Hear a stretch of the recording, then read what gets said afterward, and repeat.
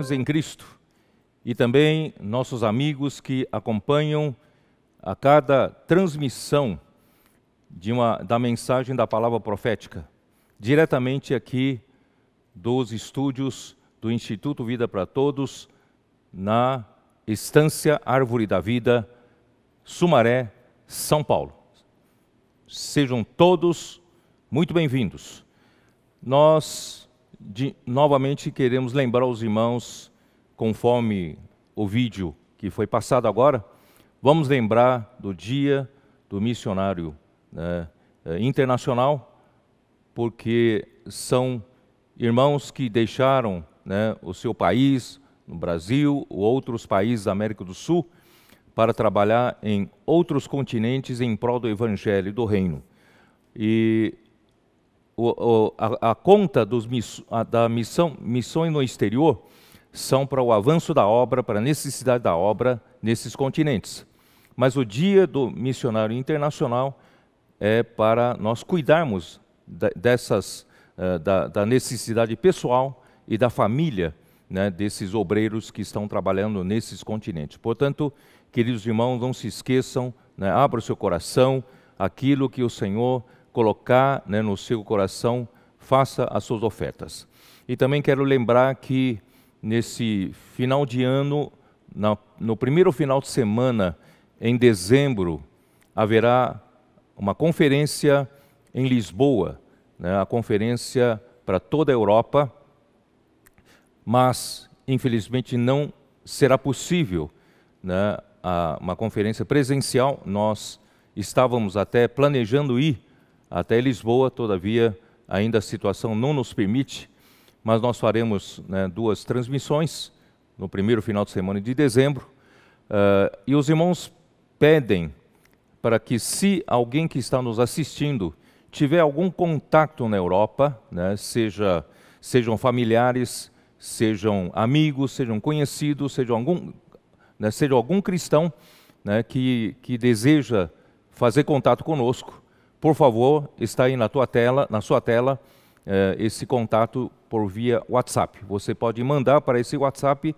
o seu contato na Europa, que os irmãos farão contato com as pessoas que você indicar, tá bom? Então, o Senhor abençoe essa conferência na Europa. Bom, nós então vamos dar prosseguimento. Hoje é a mensagem 28, que tem por título A Noiva e o Exército. Esse tema, ou esse título, está relacionado ainda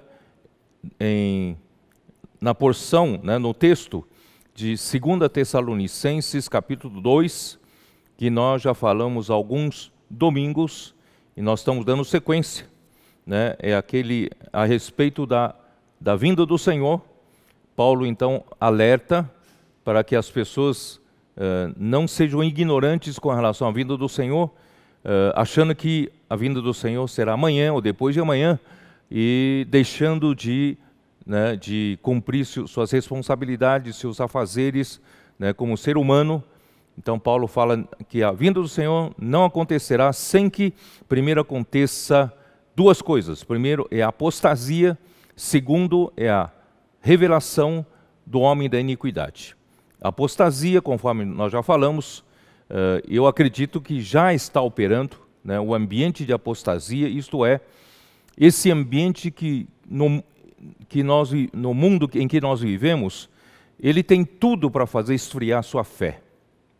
Se você se envolver durante as 24 horas de um dia, se você se envolver com as coisas desse mundo, uma boa parte do tempo, o seu coração se envolver com isso, é seguro que você vai se esfriar.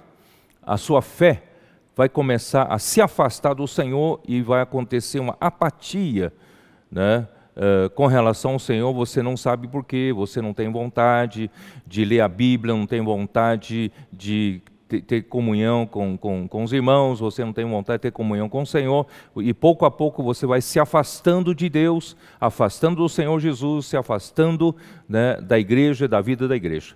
Então, o segredo é você se envolver com as coisas do Senhor, principalmente você está seguindo bem de perto a palavra, né, a palavra profética que vem a cada semana, você a rumina, você toma como palavra de Deus, de advertência, de direção, de suprimento, não é? De encorajamento, e você também vive a vida da igreja intensamente. Essa é a nossa proteção, isso é que mantém o fogo do Espírito aceso dentro de nós, né? Portanto, não se deixe abater a sua fé, não se deixe, né, esfriar. Esse mundo tem tudo para esfriar você, mas porque o mundo justamente tem esse papel de causar apatia na fé dos cristãos também, apatia com relação à palavra de Deus, não tem mais sede pela palavra de Deus, né? Todo dia o seu tempo é ocupado, né, com as mídias sociais, né, com as redes sociais, com tantas coisas que você assiste, você perde o seu tempo, né? Então, vamos ser diferentes, nós somos diferentes, nós somos aqueles que vão trazer o Senhor de volta. Muito bem, então primeiro vem a apatia, depois vem a revelação do homem da iniquidade. E nós falamos já em 2 finais de semana, 2 domingos, sobre o que detém esse homem da iniquidade, e já que o iníquo é sem lei, ele não quer nenhuma restrição da lei, não só a lei exterior, né, que a cultura, Deus com seu arranjo soberano, fez com que a cultura ocidental tem muito da base, né, judaico-cristã, que acaba, né, no aspecto moral, no aspecto ético, acaba ainda tem alguns conceitos, né, da lei de Deus que Deus deu para o povo de Israel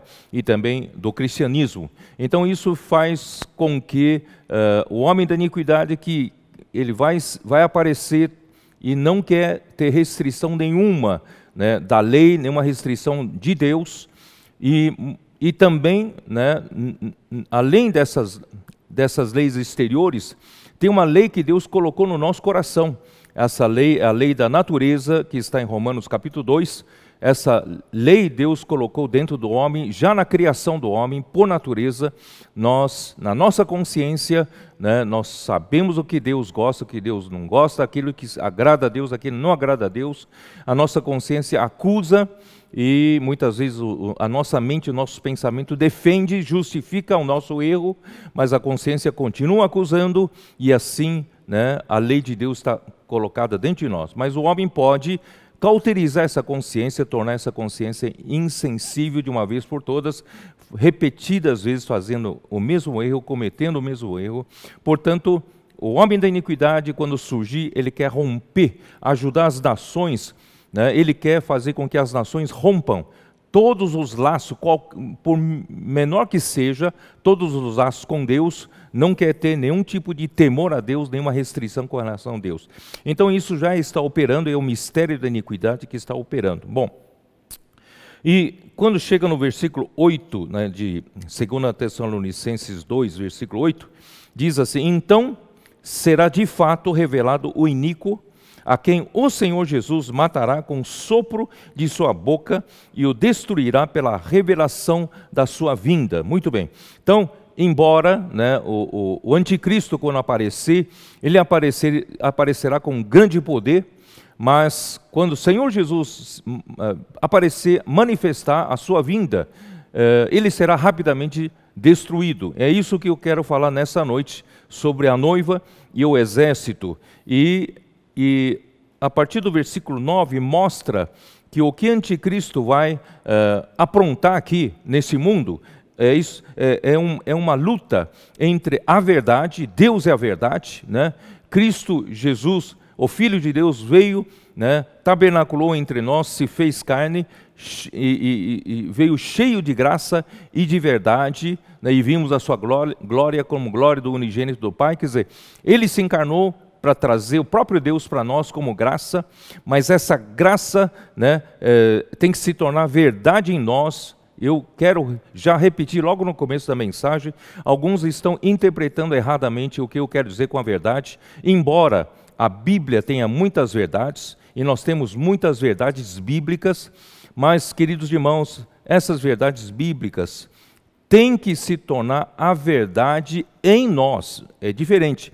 Você pode ter muitas verdades, né, na sua mente, na sua cabeça, no seu arquivo, mas essas verdades que você recebe através das palavras proféticas, das palavras fundamentais, essa verdade precisa ser sedimentada em você por meio de sofrimentos, por meio da perseverança, por meio das provações, até que a sua fé seja provada e a verdade seja constituída em você. Em outras palavras, você terá a própria realidade de Deus. Deus, Ele é a verdade nesse universo, porque antes de criar esse universo, só existia Deus. Portanto, Ele é a própria verdade. Se você tirar Deus, não tem o universo, não tem a criação, não tem nada. Então, Deus é a verdade. Mas Deus quer nos agraciar tanto, o ser humano, que Ele nos criou com o Espírito, né, através do seu sopro.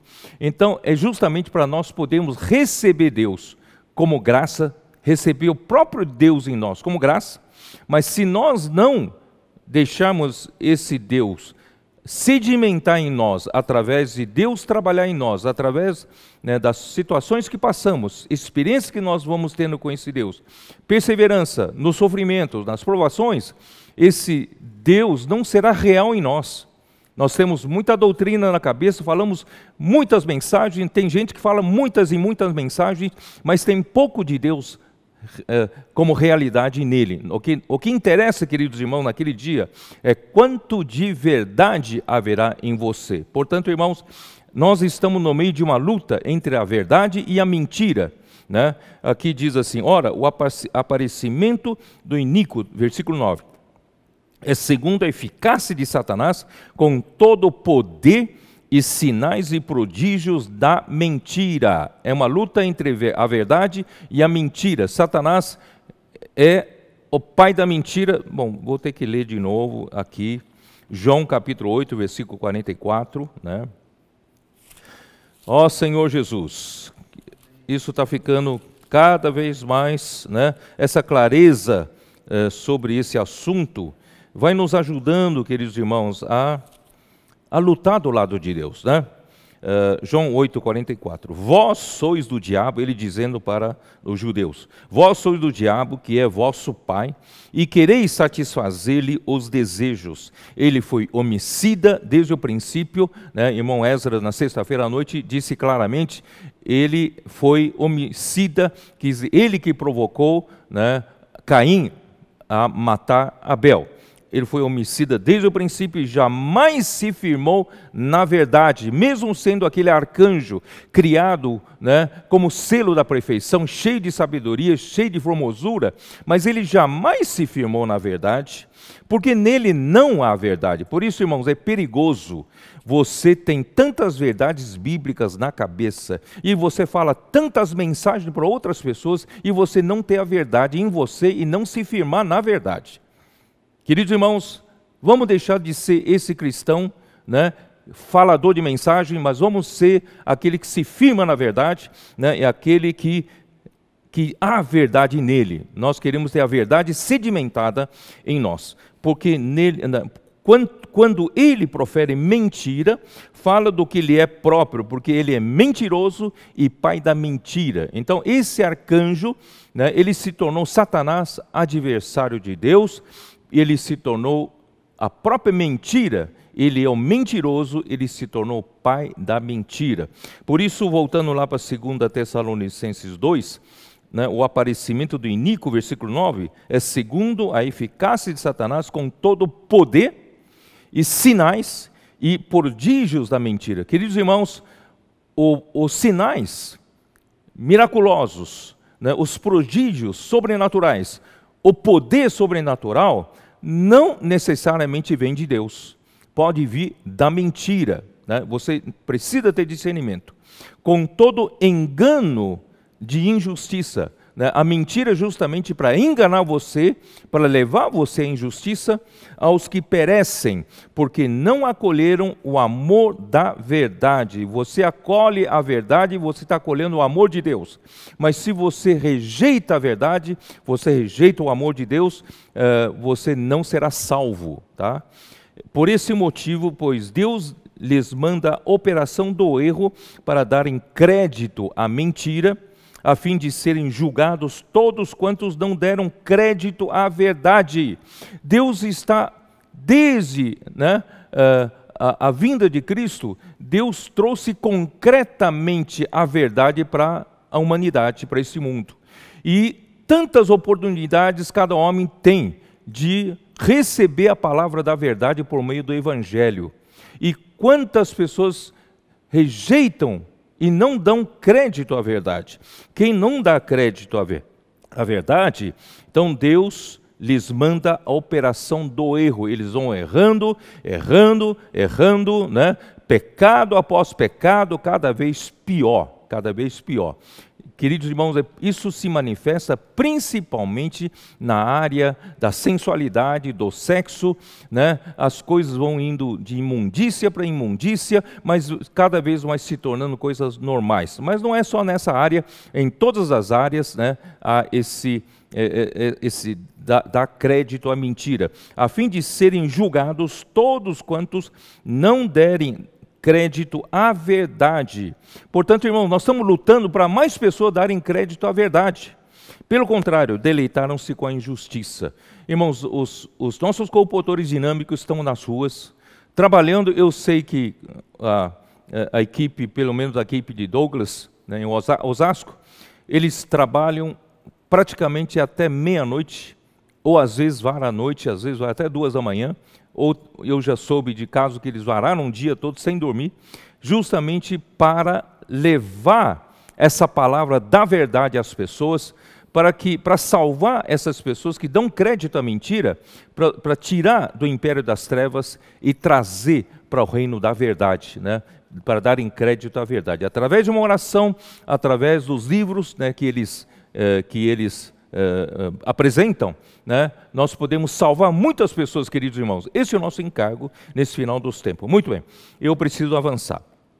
Eu fui, na semana passada, eu fui também até Salmo 110, eu vou pegar Salmo 110, de novo, vou usar a versão King James atualizada, né, que diz assim, logo no começo, 110, assim declarou o Senhor ao meu Senhor, assenta-te à minha direita e aguarda enquanto de teus inimigos façam objeto de descanso para os teus pés. Ou seja, aguarde até que eu ponha os teus inimigos sob, né, por estrado dos seus pés, lugar para você descansar, né? O estrado nos pés é para descansar. Quando os pés não têm apoio, né, acaba causando problema de circulação, má circulação, não é isso?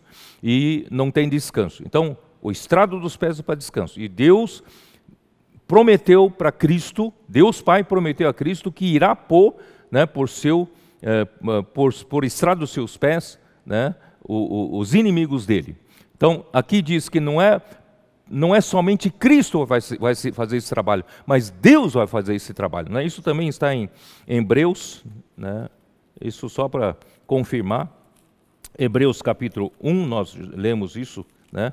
Capítulo 1, versículo 13, também fala assim, ora, a qual dos anjos jamais disse, assenta-te à minha direita, até que eu ponha os teus inimigos por estrado dos seus pés. Quer dizer, então quem vai pôr é Deus Pai, né?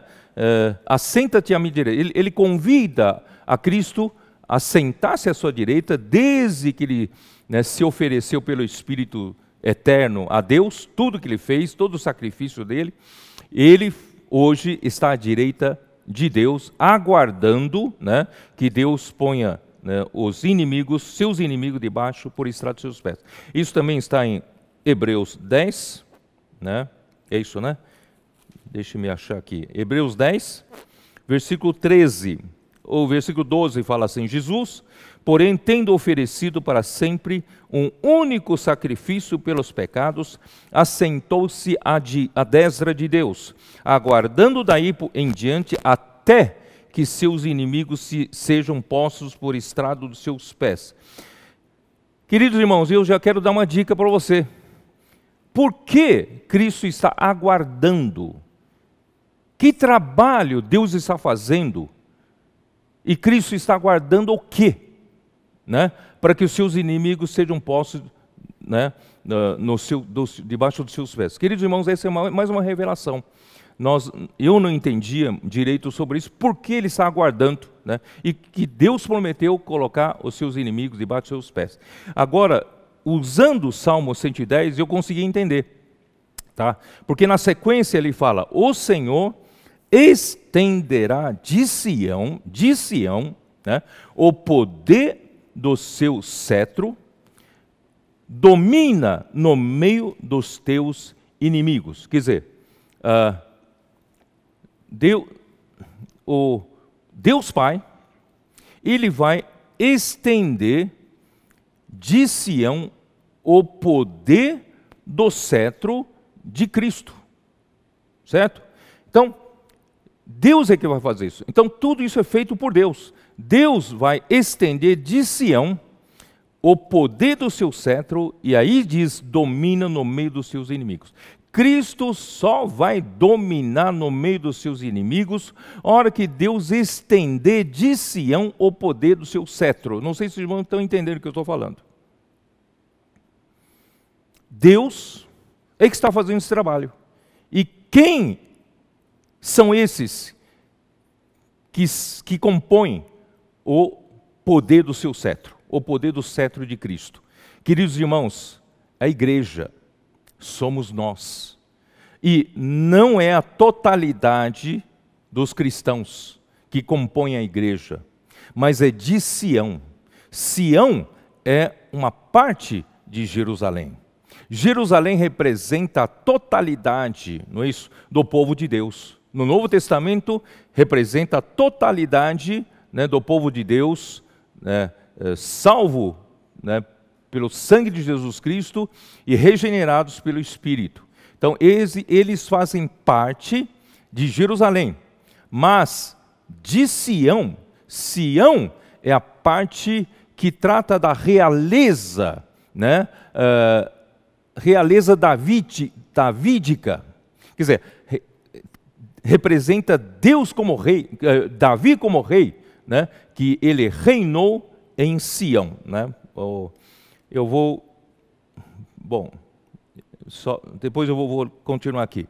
Então aqui, o Senhor estenderá de Sião o poder do seu cetro. Então, o poder do seu cetro que é estendido de Sião, irmãos, são os vencedores. São os vencedores. E o Senhor, sem os vencedores, não tem os inimigos debaixo dos seus pés. Portanto, queridos irmãos, essa noite urge em meu coração de convocar você, né? Sair da sua apatia, sair de você achar-se incapaz, insuficiente para Deus, né? Você talvez diga: mas outros irmãos vão ser vencedores e eu não. Não, eu quero convocar você mesmo, você mesmo. Então, basta você dizer para o Senhor: Senhor, eu não sou suficiente, mas eu tenho esse coração, né? Deus precisa de você para formar Sião, para formar esse grupo de vencedores na igreja. Aí que vai acontecer no versículo 3: teu povo se apresentará generoso. Agora é o momento de apresentar. Vamos apresentar generosamente? Deixe o seu complexo de inferioridade de lado. Não diga: não, tem irmãos mais qualificados do que eu na minha cidade, na minha região, talvez não seja eu. Não, seja generoso. Diga para o Senhor: Senhor, eu quero me alistar. E eu quero me apresentar, né, no dia da convocação, que é agora é o dia da convocação, né, nos montes santos mais numerosos do que gotas de orvalho, no seio da aurora, tu terás teus exércitos de jovens santos. Deus precisa desses exércitos de jovens santos. Quando eu falo de exército de jovens santos, não são apenas jovens em idade. Você precisa ser renovado pelo Senhor, tirar toda a velhice e você ser renovado para fazer parte desses exércitos de jovens santos. Daqui a pouco eu vou explicar melhor, né? Queridos irmãos, hoje à noite é o dia da convocação novamente. É mais uma chance para você se apresentar generosamente, tá? Bom, então eu quero mostrar para você de novo, né, que é Sião, tá bom? Segundo Samuel 5, quando Davi, ele reinou sobre Judá, durante 7 anos e 6 meses, ele reinou em Hebrom. Mas quando todas as outras tribos de Israel foram até ele, pediram para que ele reinasse sobre todo Israel, então ele precisou procurar outro lugar, que é Jerusalém. E Jerusalém, Davi sabia que era o lugar que Deus determinou para a unidade do seu povo, tá? Então, ele teve que lutar para conquistar Jerusalém. Então, versículo 5. Em Hebrom, reinou sobre Judá 7 anos e 6 meses. Em Jerusalém, reinou 33 anos sobre todo Israel e Judá, tá? Então, para reinar sobre todo Israel e Judá, ele precisava ir para Jerusalém. Versículo 6. Partiu o rei com seus homens para Jerusalém contra os jebuseus. Ele precisava expulsar os jebuseus que estavam em Jerusalém, que habitavam naquela terra e que disseram a Davi: não entrarás aqui, porque os cegos e os coxos te repelirão. Como quem diz, Davi não entrará neste lugar. Eles foram arrogantes, né? Mas Davi foi, não teve medo, porém Davi tomou a fortaleza de Sião. Esta é a cidade de Davi. Então Davi conquistou Jerusalém, conquistando primeiramente a fortaleza de Sião, né? A fortaleza de Sião, onde os jebuseus, né, tentaram repelir a Davi, mas Davi venceu, e ali Davi construiu a sua cidade, o seu palácio, ali em Sião. Portanto, irmãos, se você quer fazer parte dos vencedores, você está preocupado em lutar como exército do lado de Deus, você precisa estar em Sião. E para você estar em Sião, você precisa fazer parte dos vencedores. Novamente, Cristo também, né, ele foi constituído rei sobre o monte santo de Deus em Sião celestial. Hebreus 12, 22. Vamos lá. Hebreus 12, 22. Mas tende chegado ao monte Sião, e a cidade do Deus vivo, a Jerusalém celestial, e a incontáveis hostes de anjos, e a universal assembleia e igreja dos primogênitos arrolados nos céus. Eu vou parar por aqui. Então, Sião faz parte da igreja dos primogênitos nos céus, que é a cidade do Deus vivo, a Jerusalém celestial. Então, Cristo, ele se tornou rei, né? E também em Salmo 2, versículos 6 e 7, dá uma olhada no livro de Salmos, capítulo 2, versículos 6 e 7, como diz: eu, porém, constituí o meu rei sobre o meu santo monte Sião. Proclamarei o decreto do Senhor. Ele me disse: tu és meu filho, e eu hoje te gerei. Então, assim como Davi assumiu a sua realeza na fortaleza de Sião e fez uma cidade de Davi ali em Sião, Cristo também, né, foi constituído rei sobre esse mesmo monte, santo monte Sião, tá bom? Então, Jerusalém representa a igreja, enquanto Sião é um subconjunto de Jerusalém, representa os vencedores na igreja. Então, essa noite, tudo que eu falo nessa noite, irmãos, isso vai ser Muito importante para você entender. Sião, então, é uma parte de Jerusalém, onde está a fortaleza. E quando a profecia, né, no livro dos reis, de Salmos, e também Isaías, quando fala de Jerusalém, muitas vezes ele relata, né, sobre os fracassos, infidelidade, né, de Jerusalém. Mas quando fala de salvação, quando fala de realeza, né, ele fala de Sião. Portanto, Sião é o lado vitorioso. Queridos irmãos, não permitimos mais que a igreja seja uma igreja dos derrotados. Vamos ser a igreja dos vencedores. Venha fazer parte disso. Muito bem. Bom, tudo isso eu fiz para poder entrar, né, em Apocalipse 14. Vamos abrir a nossa Bíblia em Apocalipse 14. 14, versículo 1. Olhei, e eis o Cordeiro em pé. Onde? Sobre o monte Sião. Olhei, eis o Cordeiro em pé, sobre o monte Sião. Sabe por quê? Porque essa parte de Apocalipse 14 vai tratar das primícias. E quem são as primícias? As primícias são os que primeiramente amadureceram durante a vinda do Senhor, né? Antes da vinda do Senhor. Então, os cristãos em geral, a igreja como um todo, é como um campo, né, da plantação de Deus, da lavoura de Deus, né? Todo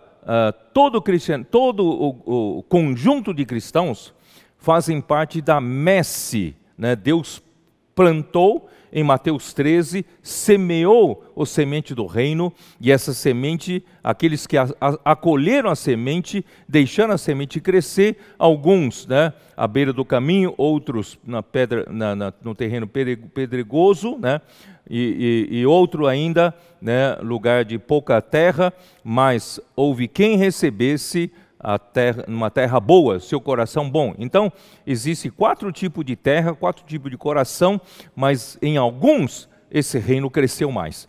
Então, a grande plantação, né, vai amadurecer como a messe no final. Só que antes de chegar no amadurecimento de toda a messe, uma parte amadurecerá antes. Essa parte é chamada das primícias. Nós estamos falando de vencedores vivos por ocasião da volta do Senhor. Apocalipse 12 fala da totalidade dos vencedores durante todas as eras. E Apocalipse 14 trata dos vencedores vivos na época da vinda de Cristo. Portanto, aqui fala, então, essas primícias que primeiramente, né, amadurecerem, por isso que esse Cristo ele está de pé sobre o Monte Sião, porque o Monte Sião não é para a totalidade, o Monte Sião é para aqueles que lutam do lado de Deus, aqueles que são, né, fazem parte da fortaleza de Sião, tá? Aqueles que estão preocupados com a realeza de Cristo, né, de reaver sua autoridade, seu domínio aqui na terra. Bom, então ele viu o quê? Com ele 144 mil, tendo na sua fronte escrito seu nome, o nome do Senhor Jesus e do nome de seu Pai, né? Nome de Deus e nome de Jesus na sua fronte, 144 mil. Queridos irmãos, tendo na sua fronte escrito o nome de Jesus e nome do Pai, de Deus, significa, queridos irmãos, que eles são totalmente um com Jesus, eles eram totalmente um com Deus, eles são identificados com Jesus, identificados com Deus, é o que eu venho falando, a verdade se tornou algo, né, sedimentada neles, eles têm a realidade de Deus, realidade de Cristo, portanto, eles têm o nome, né, de Cristo e o nome do Deus Pai. Eles não apenas são aqueles que têm muitas doutrinas na cabeça, mas sabem, praticam pouco, né, e não têm verdade ainda constituída totalmente neles, não. São esses que têm, né, nome do Pai, nome do Filho. Bom, o que eu quero começar a dizer é o seguinte: 144 mil vencedores por ocasião da vinda do Senhor. Esse número, 144 mil, de um lado é um número simbólico, é um número muito significativo, porque 144 é 12 vezes 12. E o número 12 é o número da completação, é um número completo na administração eterna da economia de Deus. No plano de Deus, número 12 é a completação final, né? Então, 12 vezes 12 é a completação da completação. Então, Deus fez tudo o que tinha que fazer com esse grupo de pessoas. E não é só 144, são 144 mil. Então, realmente, é a consumação final da completação da completação. 144 mil vencedores vivos por ocasião da vinda do Senhor. Muito bem. E esses 144 mil, queridos irmãos, pode ser, tá? Presta bem atenção no que eu vou falar. Pode ser um número literal. Pode ser meramente simbólico, mas também pode ser literal. Você sabia que hoje, no presente momento, nós temos em torno de 900 a 1 bilhão dos chamados evangélicos no mundo inteiro. 900 milhões a 1 bilhão. 900 milhões a 1 bilhão de evangélicos no mundo. Os que são considerados como cristãos, ao todo, são 2 bilhões e... 2 bilhões e 180 milhões. Tá? Essa é uma estatística última que nós temos. Mas os considerados evangélicos chega a ser 900 milhões, não chega a 1 bilhão. Mas também sabemos que tem, né, não só nos evangélicos, poucos mais tem, né, os cristãos genuínos também, né, não só no meio dos evangélicos. Mas, queridos irmãos, entre tantos cristãos que contemporâneos nossos, haverá apenas 144 mil que o Senhor arrebatará. Somente 144 mil no meio de quase 1 bilhão de cristãos. Talvez seja mais, se contar com, né, outros. Mas só 144 mil serão considerados as primícias que serão arrebatados como vencedores. Queridos irmãos, isso que eu vou compartilhar essa noite não é para todos. Eu acredito, se você está nos acompanhando, é para você. Essa palavra é para você. E dentre esses 144 mil, eu quero acreditar, irmãos, os que têm acesso a essa palavra profética, que Deus está revelando cada semana, tem muito maior chance de fazer parte das primícias desses 144 mil. Eu pedi para Carlos Silva me mandar estatísticas, né, o último levantamento que nós temos, dos irmãos que reúnem conosco, como igreja, na vida da igreja, que, suponho eu, estão recebendo essa palavra profética, estão acompanhando essa palavra profética, e eu acredito estão praticando essa palavra profética, irmãos, têm grandes chances de fazer parte dos 144 mil.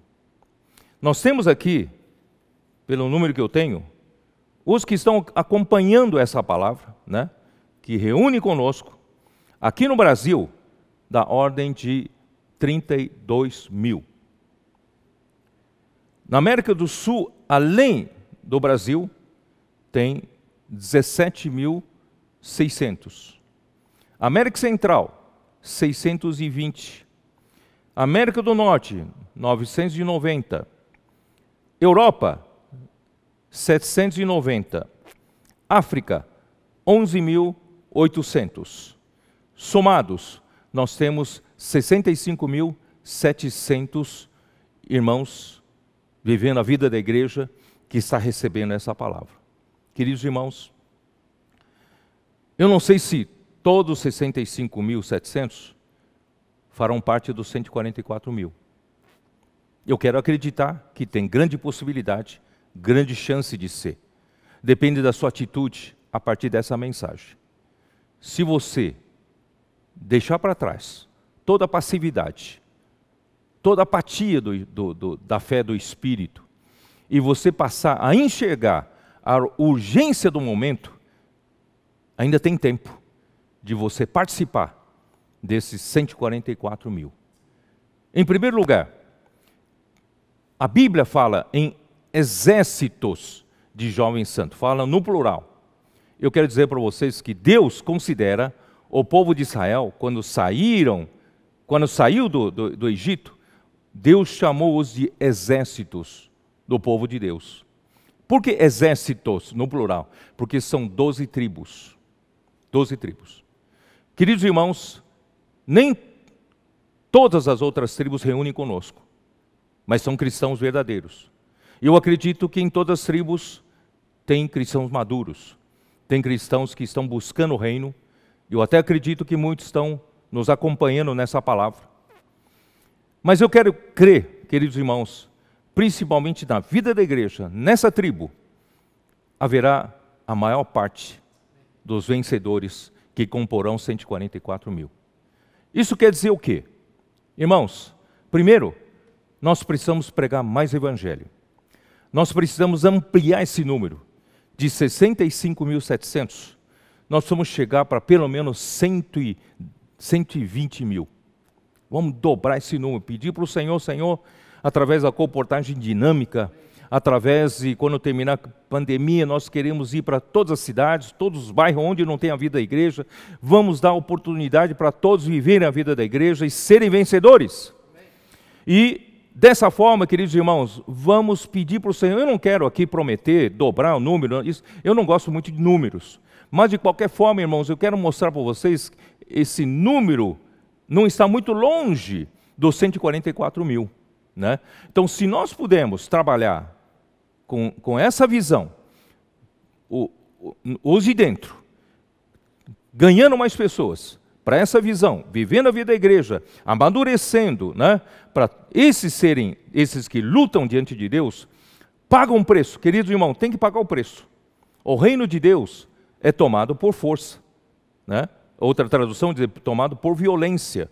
Você vai dizer, mas peraí, essa vida que os irmãos estão compartilhando, tribulação, sofrimento, né, pressão, eu não aguento essa vida não. Então você não vai fazer parte dos 144 mil. Né? Se você estiver disposto, Deus vai te dar graça. Deus dará graça, não é a sua capacidade. Deus dará graça para você viver essa vida de pressão, de porta estreita, de caminho apertado. Você vai chegar lá junto com todos nós. Já estou me incluindo. Vamos chegar a ser os 144 mil arrebatados na presença do nosso Senhor. Né? Então, queridos irmãos, ó Senhor Jesus, que oração, ainda tem um tempo, né? Bom, então, por que eu estou dizendo que, vamos lá, existe, além dos 144 mil, vamos lá, quem são eles? Ó, versículo 4 de Apocalipse 14, tá? Versículo 13. Entoavam um novo cântico diante do trono, diante dos 4 seres viventes e dos anciãos, e ninguém pôde aprender o cântico, senão os 144 mil que foram comprados à terra. Quer dizer, ninguém tem a experiência que eles tiveram. Isso é subjetivo, cada um de nós tem uma experiência, né? Por meio de pressão, e nós não desistimos, e o nosso coração está nas coisas de Deus, né? E versículo 4, são esses os que não se macularam com mulheres, porque são castos, né? Eles são puros, eles como 2 Coríntios capítulo 11, né? O capítulo 10, eles foram desposados como virgens puras, né? A Cristo. Eles têm a simplicidade, eles olham só para o Senhor, eles são castos com relação ao Senhor, eles não se contaminaram com esse mundo, com as mentiras de Satanás. São eles seguidores do Cordeiro por onde quer que vá. Irmãos, vamos seguir o Cordeiro por onde quer que vá. Sabe o que é seguir o Cordeiro? Seguir a palavra profética, né? O Senhor está na palavra, e a direção do Senhor, o avanço do Senhor está na palavra, né? São os que foram redimidos dentre os homens, primícias para Deus e para o Cordeiro, os primeiros frutos para Deus, para o Cordeiro, e não se achou mentira na sua boca, não tem mácula. Queridos irmãos, eu já disse, é uma luta entre a verdade e a mentira. Se você busca a verdade, não se acha mentira na sua boca. Você não só fala a verdade, fala a palavra da verdade, mas você tem a verdade constituída em você. Irmãos, eu insisto nisso. Tem muita gente que pensa que ele conhece muito a verdade, então já tá maduro. Não! A verdade tem que se tornar parte dele, o ser dele, tá? É o próprio Deus totalmente constituído nele. Isso é a verdade constituído, né, na pessoa. Muito bem. Agora eu vou ler a partir do versículo 14, aí vem a ceifa, a vindima, a ceifa da messe, né, da totalidade dos cristãos. Olhei, versículo 14, eis uma nuvem branca, e sentado sobre a nuvem um semelhante a filho de homem, tendo na cabeça uma coroa de ouro, e na mão uma foice afiada. Outro anjo saiu do santuário, gritando em grande voz para aquele que se achava sentado sobre a nuvem: toma tua foice, e ceifa, pois chegou a hora de ceifar, visto que a seara já amadureceu. E aquele que estava sentado sobre a nuvem passou a sua foice sobre a terra, e a terra foi ceifada. Queridos irmãos, essa ceifa já é o arrebatamento da maioria dos santos. E esse arrebatamento da maioria dos santos acontecerá no final da grande tribulação. Eles passarão pela grande tribulação. Isso está em 1 Tessalonicenses capítulo 4, que nós lemos, né? Dá uma olhada na sua Bíblia. 1 Tessalonicenses capítulo 4. Para você se localizar, né, o que se trata de um assunto ou de outro. Esse arrebatamento não é o arrebatamento das primícias que acontecerá antes da grande tribulação. E a ceifa da seara, da messe dos cristãos, em geral, acontecerá no final da grande tribulação, tá? Então, isso está em capítulo 4 de 1 Tessalonicenses, versículos 15 a 17. Ora, ainda vos declaramos por palavra do Senhor, nós, os vivos, que ficarmos até a vinda do Senhor, de modo algum precederemos os que dormem, porque o Senhor mesmo, dada a sua palavra de ordem, ouvida a voz do arcanjo e ressoada a trombeta de Deus, ele mesmo descerá dos céus, e os mortos em Cristo ressuscitarão primeiro, depois nós, os vivos, os que ficarmos, aqui fala dos que ficaram, porque houve os que foram arrebatados como primícias. Os que ficarmos, seremos arrebatados juntamente com eles, entre nuvens para o encontro do Senhor nos ares, e assim estaremos para sempre com o Senhor. Então, esse arrebatamento da maioria dos santos será nos ares. Mas o arrebatamento do filho varão e o arrebatamento das primícias será para o trono de Deus, no terceiro céu. Queridos irmãos, faz uma grande diferença. Isso tem uma diferença de pelo menos 3 anos e meio, tá bom? Então, no Velho Testamento, as primícias sempre representam a messe como um todo, tá? Deuteronômio 26, abra sua Bíblia, em Deuteronômio 26, Deuteronômio 26, vamos lá, versículo 2, tomarás das primícias de todos os frutos do solo que recolheres da terra que te dá o Senhor teu Deus, e as porás num cesto, e irás ao lugar que o Senhor teu Deus escolher, para ali fazer habitar o seu nome, que é Jerusalém, tá? Então você vai tomar as primícias de todos os frutos da terra, você vai oferecer ao Senhor. Então, as primícias, né, quando você oferece as primícias, você estará oferecendo toda a colheita, toda a messe, tá? Então, as primícias representam toda a messe. Então, a igreja representada pelas primícias, pelos vencedores, representa todos os cristãos, tá?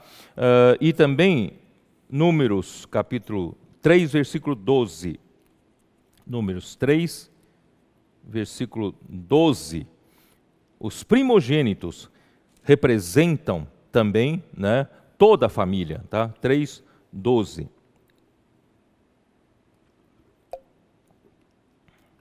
Eis que tenho eu tomado os levitas do meio dos filhos de Israel, em lugar de todo primogênito que abre a madre entre os filhos de Israel, e os levitas serão meus. Quer dizer, quando Deus tomou os levitas como primogênitos, ele tomou todo Israel. Então, os primogênitos representam cada família e os levitas representavam todo Israel. Tá? Esse princípio é o princípio de vencedores. E Levítico 23, 10 a 11. Levítico 23.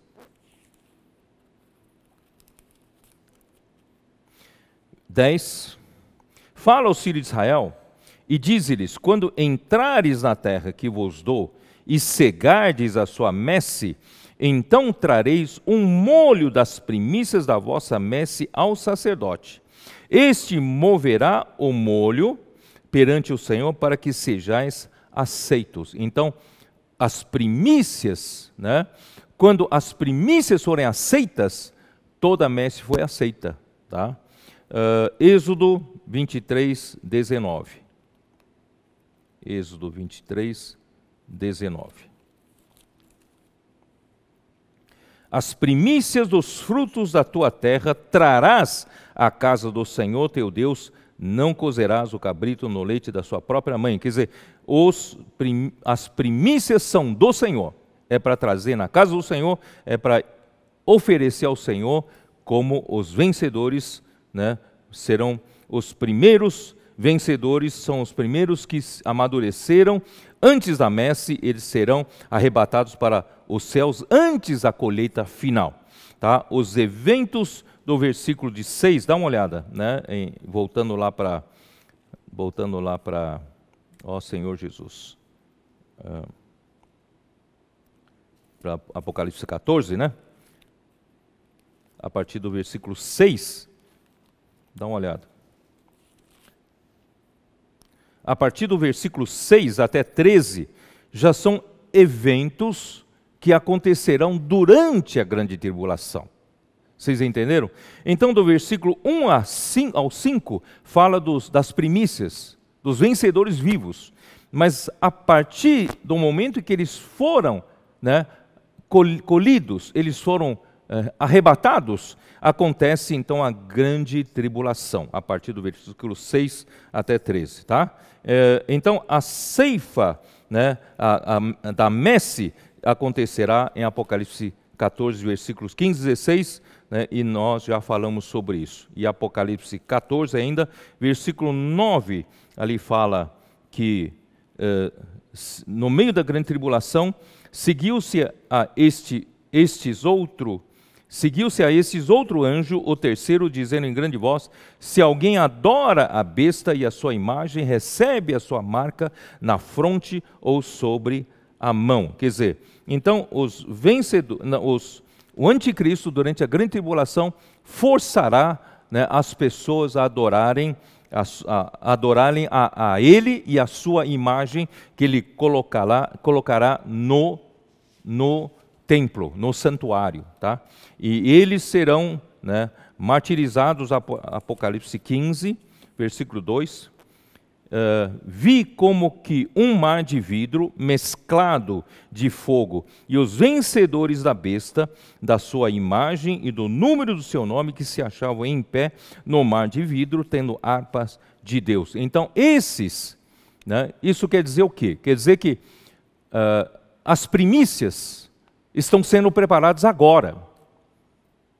Espero que você seja um desses que seja preparado, né, estejam preparados agora. Né? E quando chegar o tempo, eu acredito, alguns anos, não é muito tempo não, o Senhor vai colher as primícias. E as primícias vão ser colhidas, arrebatados para o terceiro céu, para o trono de Deus. Mas os demais serão deixados para a grande tribulação. Isso não quer dizer que não haverá mais vencedores depois das primícias. Haverá vencedores durante a grande tribulação, só que com muito sofrimento.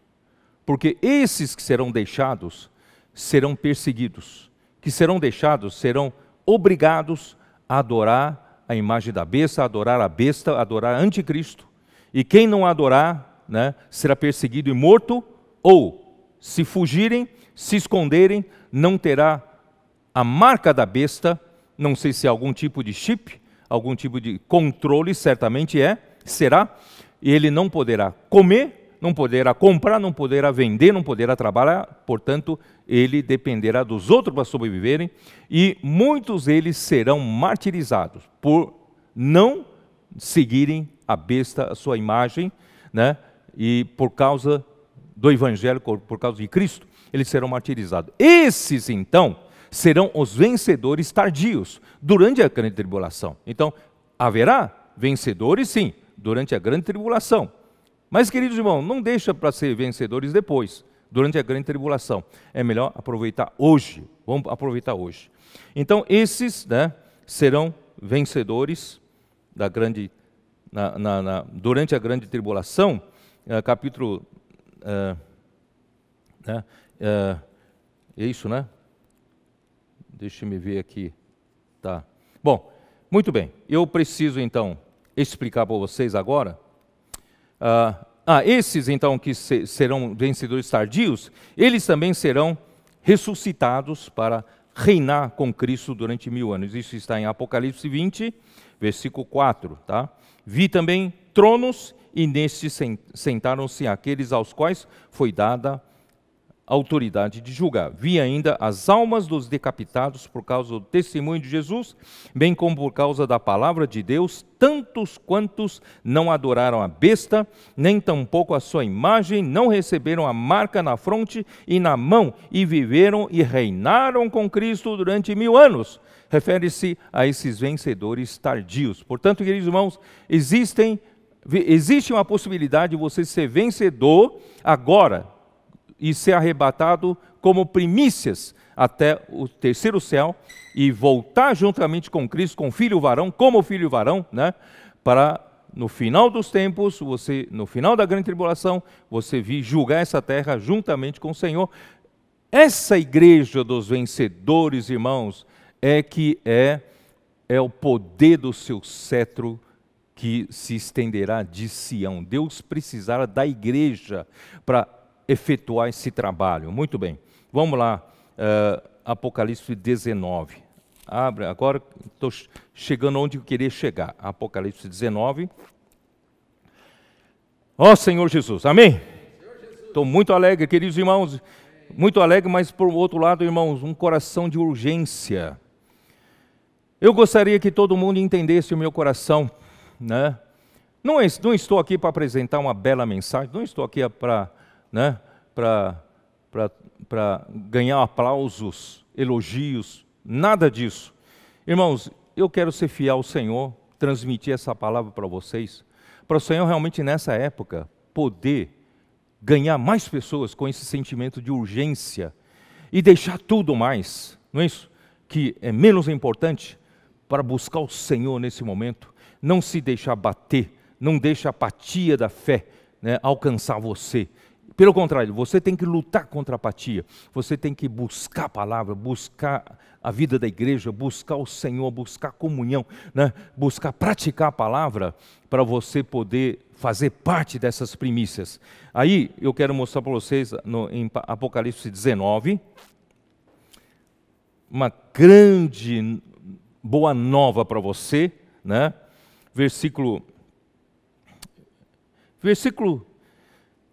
Senhor, tem tantos versículos que eu poderia ler. Eu vou direto para o versículo 7, tá? Para ganhar tempo. Alegremo-nos, exultemos e demos-lhe a glória, porque são chegadas as bodas do Cordeiro, cuja esposa a si mesma já se ataviou. Oh, queridos irmãos, Deus está chamando você para largar tudo e colocar isso no seu coração como uma prioridade máxima, de lutar do lado de Deus, apresentar-se generoso a esse exército, fazer parte dos exércitos dos jovens santos. E você, vencedor, você vai ser, os vencedores vão representar a igreja para casar-se com Cristo. E em Apocalipse 19, é quase no final já da grande tribulação, porém, é antes da última guerra, antes da batalha de Armagedon, antes de Deus executar o juízo sobre anticristo, falso profeta e os reis das nações que seguirem o anticristo e a falso profeta, né? Antes de executar esse juízo, Deus precisa fazer o casamento do cordeiro com a sua esposa. Queridos irmãos, todos estarão prontos para casar-se? Não. Então, quem representará essa esposa, a igreja como essa esposa para casar-se com o Cordeiro, com Cristo? Os vencedores, queridos irmãos, os vencedores. Por isso é importante hoje você já fazer parte de Sião. E esses vencedores, né, aqui diz, porque são chegadas as bodas do Cordeiro, cuja esposa a si mesma se ataviou. Queridos irmãos, a esposa tem que se ataviar a si mesma. É nossa responsabilidade para estar prontos no dia das bodas do Cordeiro. Irmãos, como podemos estar prontos? Efésios 5. Dá uma olhada em Efésios 5. Ó Senhor Jesus. Efésios capítulo 5.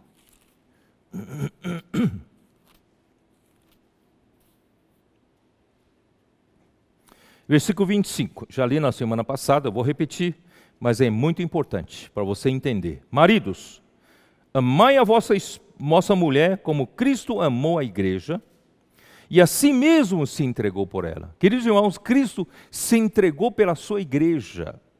Ele se entregou para quê? Para a santificar. Se você não está nem aí para a razão pela qual Cristo morreu, se entregou pela igreja, então você não vai ser vencedor. Você ainda continua vivendo a sua vidinha, não é isso? Regaladamente, despreocupadamente, e você não vai fazer parte das primícias.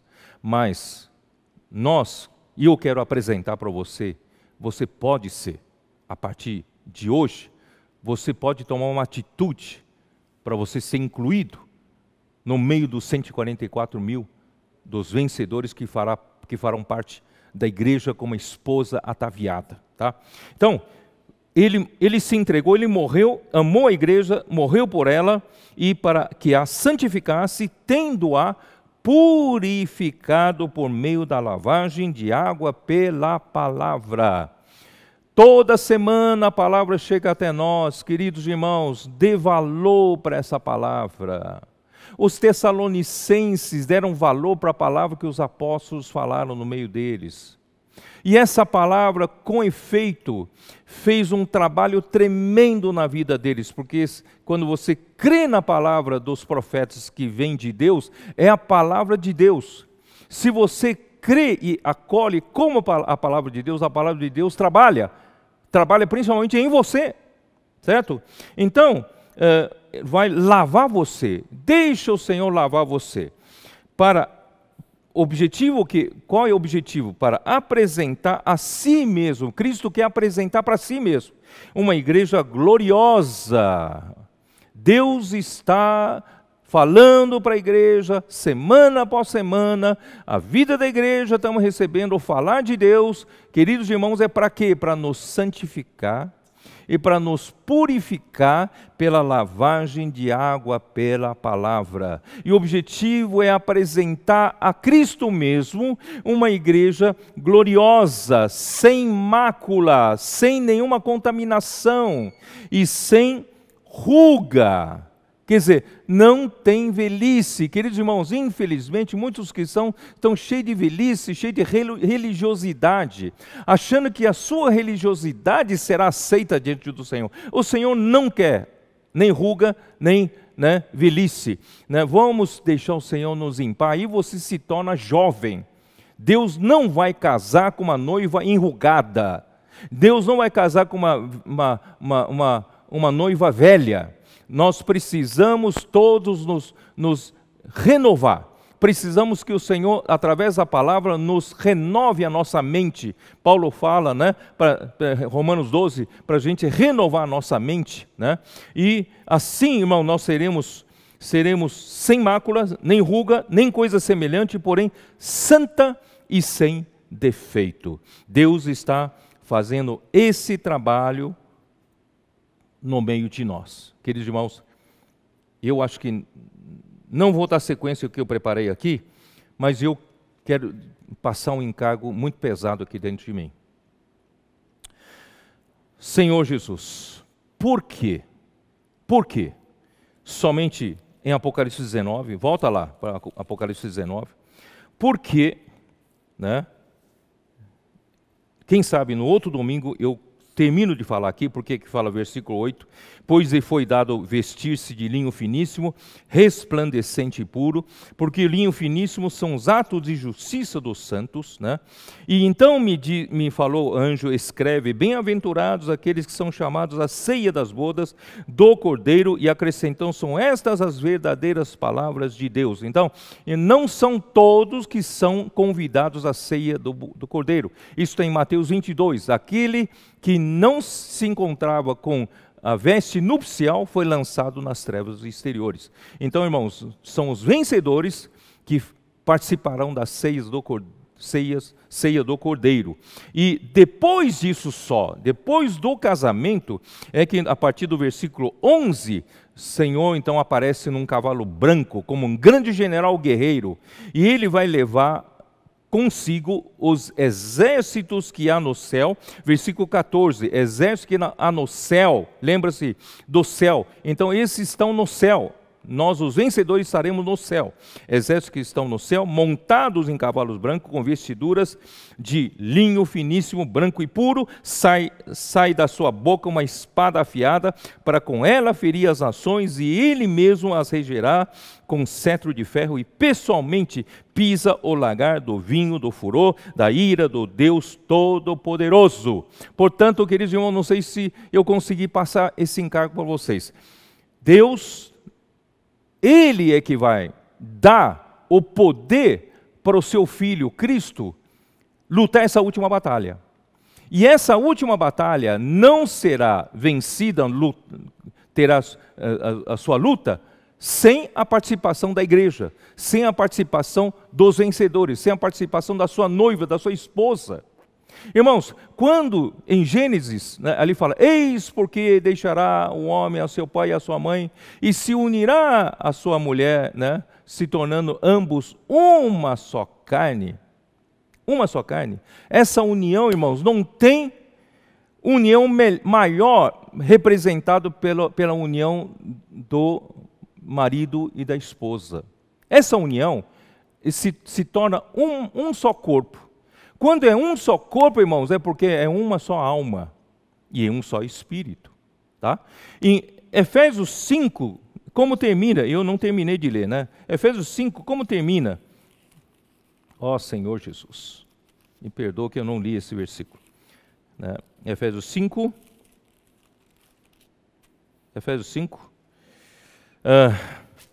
versículo 31 também fala assim: eis porque deixará o homem a seu pai e a sua mãe, e se unirá à sua mulher, e se tornarão os dois uma só carne. Sabe por que fala aqui? Porque Cristo precisa da igreja se tornando um só com Ele.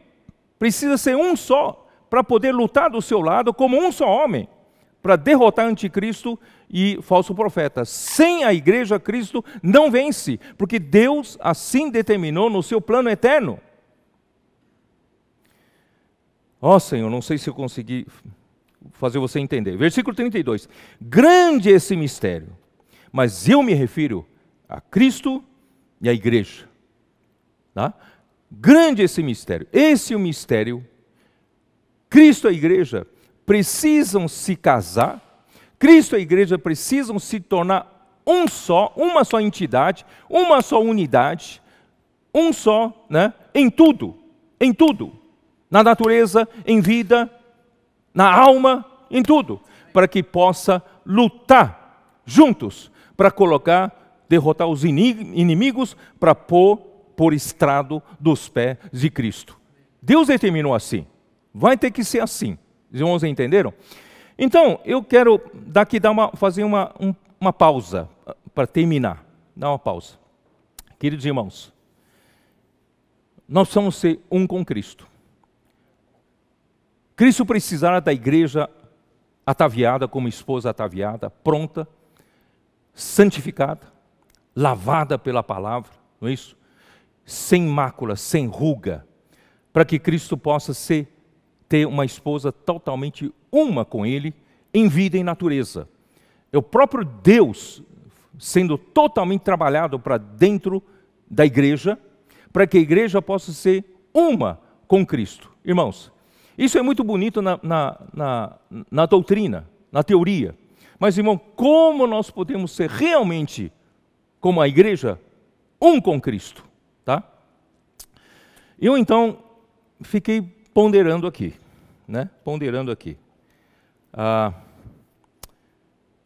Ó Senhor Jesus,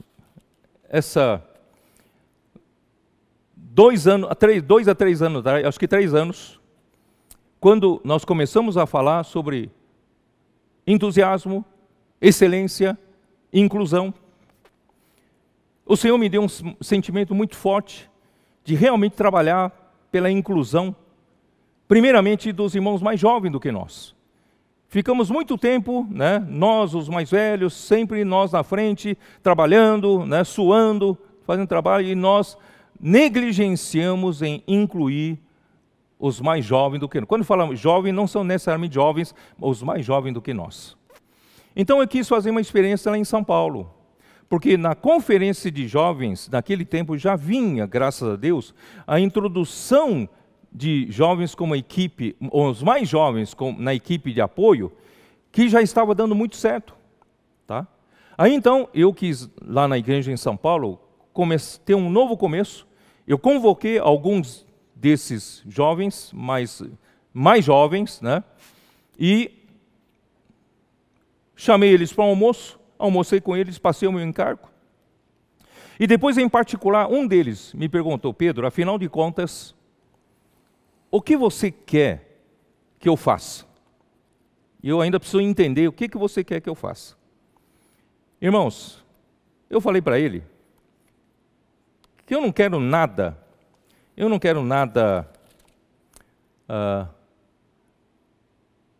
formal. Eu não sou daquele tipo de líder que exige relatórios dos seus liderados, exige que eles me comuniquem tudo o que eles fazem, não é isso? Para não fazer coisa errada. Eu não sou assim. não controlo, não gosto de ficar em cima disso. Eu falei assim para esse mais jovem do que eu falei, eu só preciso de um espírito que o chama, queridos irmãos. Eu quero revelar para vocês algo no meu coração. Eu falei para ele, eu preciso do espírito de cumplicidade. Irmãos, não tem sentimento melhor ou virtude maior em um casamento entre um homem e uma mulher, vivendo uma vida comum, do que a cumplicidade. O que é uma cumplicidade? É confiança total.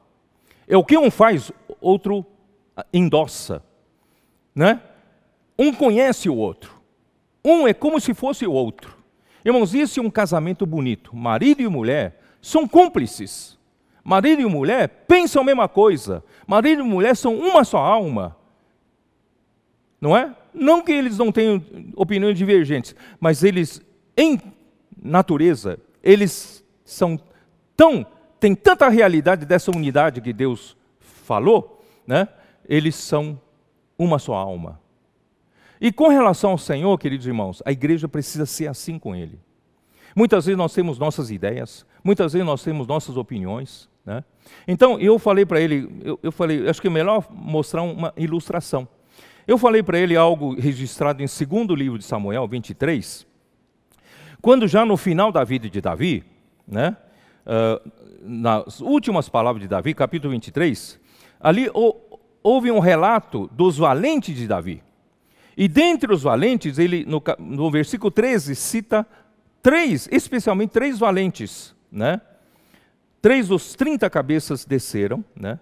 E Davi, versículo 14, quando Davi estava na fortaleza, e a guarnição dos filisteus em Belém. Davi estava na fortaleza de Davi, né, em Jerusalém.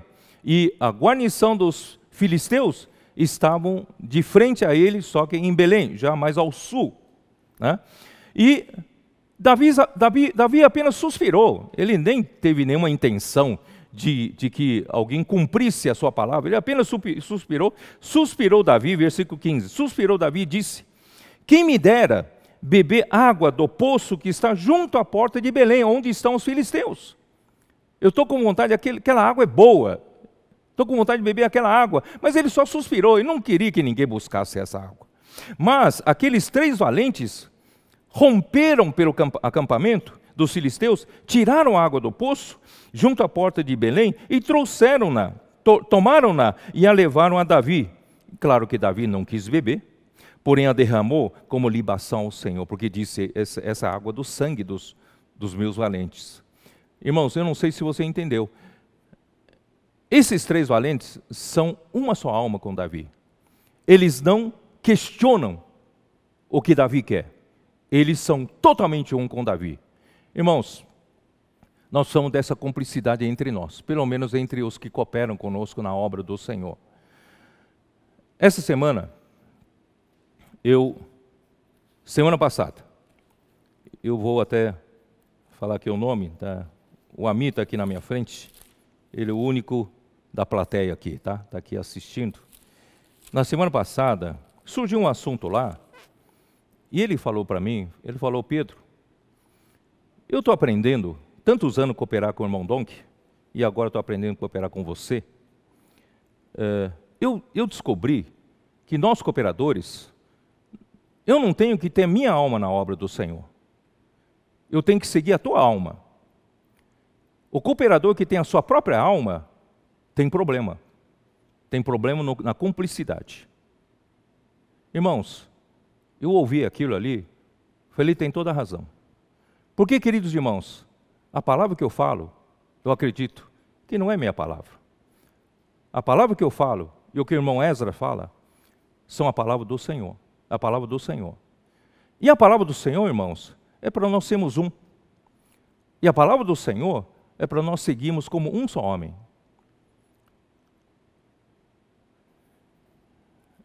Eu vou mostrar outro versículo para vocês. Filipenses 2. Filipenses 2. Versículo 19. Espero, porém, no Senhor Jesus mandar-vos Timóteo, o mais breve possível, a fim de que eu me sinta animado também, tendo conhecimento da vossa situação. Ele está falando de Timóteo. Eu vou mandar Timóteo, certo? Porque a ninguém, presta bem atenção nesse versículo, porque a ninguém tenho de igual sentimento que sinceramente cuida dos vossos interesses. Paulo disse, eu não tenho ninguém com esse mesmo sentimento que cuida dos interesses da igreja em Filipe. Pois todos eles, está falando dos outros cooperadores, porque todos eles buscam o que é seu próprio, e não o que é de Cristo Jesus. Irmãos, essa palavra é pesada, é pesada. Aqui diz, entre tantos cooperadores que Paulo tinha, ele tinha essa afinidade maior, e ele encontrou a cumplicidade em Timóteo. Timóteo é como aqueles 3 valentes de Davi, que não questionavam a Paulo o que ele falava, o que fazia. Timóteo era uma só alma com ele. Tem um só sentimento com Paulo. Queridos irmãos, nós precisamos nos aperfeiçoar, mesmo os cooperadores, os irmãos de cada região, que nós cooperamos juntos.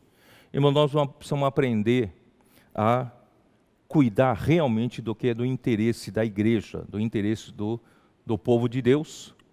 E, infelizmente, Paulo tinha muitos cooperadores, mas aqui fala, pois todos eles buscam o que é seu próprio. Esses outros cooperadores têm o seu próprio interesse, né? Irmãos, quem sabe esses outros ainda estão procurando um espaço na obra, para eles sobreviverem na obra. Irmãos, nós não precisamos disso, irmãos. Se nós todos formos um com quem nos lidera, acreditando que é a palavra de Deus, e não ter o meu próprio interesse, nem me preocupar, irmãos, com a minha sobrevivência espiritual, na minha carreira espiritual, queridos irmãos, se eu sou um, tem todo espaço para mim. É ou não é? Se eu procurar meu espaço particular, você vai ser lançado fora. Por isso, irmãos, nós precisamos desenvolver esse tipo de cumplicidade entre nós. E o que é buscar, não o próprio interesse, é buscar o que é de Cristo Jesus. Você buscar ser, Timóteo buscar ser um com Paulo, é buscar o interesse do Senhor Jesus, de Cristo Jesus. Portanto, irmãos, se a igreja, Deus precisa da igreja dos vencedores totalmente afinada com Ele, para poder naquele dia nós nos tornarmos um com Cristo. Mas se hoje nós estamos sendo treinados e nós ainda temos na nossa própria alma, ainda temos nosso próprio jeito de fazer, ainda buscar ainda nosso espaço, querendo, né, fazer as nossas próprias coisas, irmão, nós vamos ter dificuldade. Naquele dia Deus não terá uma esposa ataviada e pronta para Ele. Se cada um de nós aqui buscarmos, né, ainda o seu espaço, queridos irmãos, nosso espaço, irmãos, é na direção do Senhor, na obra do Senhor, é o que o Senhor quer, que é o interesse do Senhor Cristo Jesus. Graças a Deus, irmãos, eu quero aqui falar publicamente, o Senhor me deu um excelente companheiro, o Ezra. Irmão Ezra é realmente meu cúmplice. Nós dois, irmãos, nos damos muito bem, estamos muito afinados. O que ele faz, eu assino embaixo, o que eu faço, ele assina embaixo. Nós temos essa cumplicidade. Eu dou testemunho que ele não busca interesse próprio. Dou testemunho que ele não procura um espaço próprio. Não precisa, irmãos. Se nós buscamos o interesse de Jesus Cristo, com certeza temos espaço no corpo de Cristo, na obra do Senhor. E graças ao Senhor, irmãos, nós sabemos, eu e Ezra, nós temos vários cooperadores em várias regiões que são cúmplices nossos. Nós também temos vários irmãos nas igrejas, várias irmãs nas igrejas, são nossos cúmplices. São irmãos com a maior simplicidade possível. Eles são que nem esses 3 valentes, não é? O que nós falamos que vem da parte do Senhor, eles são simples em praticar, dão até a própria vida para isso. Queridos irmãos, nós somos desse tipo de espírito entre nós. Irmão, não quero dizer aqui, todo mundo tem que ser um comigo, não estou dizendo isso. Mas, irmão, nós precisamos ser todos um com o Senhor. Mas tem a liderança. Se nós todos, irmãos, na prática, nós entendemos, irmãos, que nenhum aqui precisa buscar seu próprio espaço. Nós todos precisamos lutar, irmãos, para sermos um como uma esposa que um dia será ataviada para se unir a Cristo e junto com Cristo, irmãos, nós vamos formar esse exército para lutar. Se entre nós tem interesses diferentes, tem sentimentos diferentes, irmão, nós vamos lutar em unidade, em harmonia contra, anticristo. E ele quer fazer esse trabalho entre nós, irmãos, mas nós não deixamos o inimigo, com a sua mentira, trabalhar entre nós, nós queremos que o Senhor possa trabalhar entre nós, irmãos, sermos de uma só alma, um só sentimento, buscar o único interesse, que é o interesse de Cristo Jesus, para o benefício da igreja, benefício dos irmãos. Eu creio, irmãos, nós assim estaremos preparados para o final dos tempos. A minha preocupação única, irmãos, não é falar uma boa mensagem, não é receber aplauso de ninguém, irmãos, a minha única preocupação é preparar essa noiva, preparar essa esposa ataviada, pronta. E por isso, ano passado eu já disse, através de João 14, 15, 16, 17, eu falei, a nossa unidade tem que subir de nível, tem que ir no nível máximo. A nossa unidade não pode ficar no faz de conta. Não estamos aqui como se fizesse de conta, em fingindo ser. Não quero fingir, não quero que nossos irmãos finjam ser um comigo, não. Vamos ser de fato um com o Senhor, com o seu encargo, o nosso nível de crescimento tem que subir, nosso nível de santificação tem que subir, nível de glorificação tem que subir, nível de justiça tem que subir. Em outras palavras, nós vamos ser o quê? Totalmente ataviados, com uma noiva preparada para unir-se a Cristo, e aí sim, nós teremos esse poder do cetro, ou cetro do seu poder, que se estenderá de Sião, e haverá exército de jovens santos lutando como cúmplices de Cristo. Nós somos um com Cristo em tudo, Assim, nós vamos vencer essa batalha. Deus abençoe você. Eu espero que o Senhor dê graça para nós entendermos isso, essa palavra, para não confundir essa palavra de direção com tantas boas mensagens que estão por aí. Irmãos, vamos prestar atenção para a palavra de direção. Para onde nós vamos, que o Senhor possa nos abençoar. E queremos fazer de cada um que está nos ouvindo parte dos 144 mil vencedores que serão arrebatados vivos como as primícias para Deus e para Cristo. Deus abençoe a todos. Jesus é o Senhor. Amém.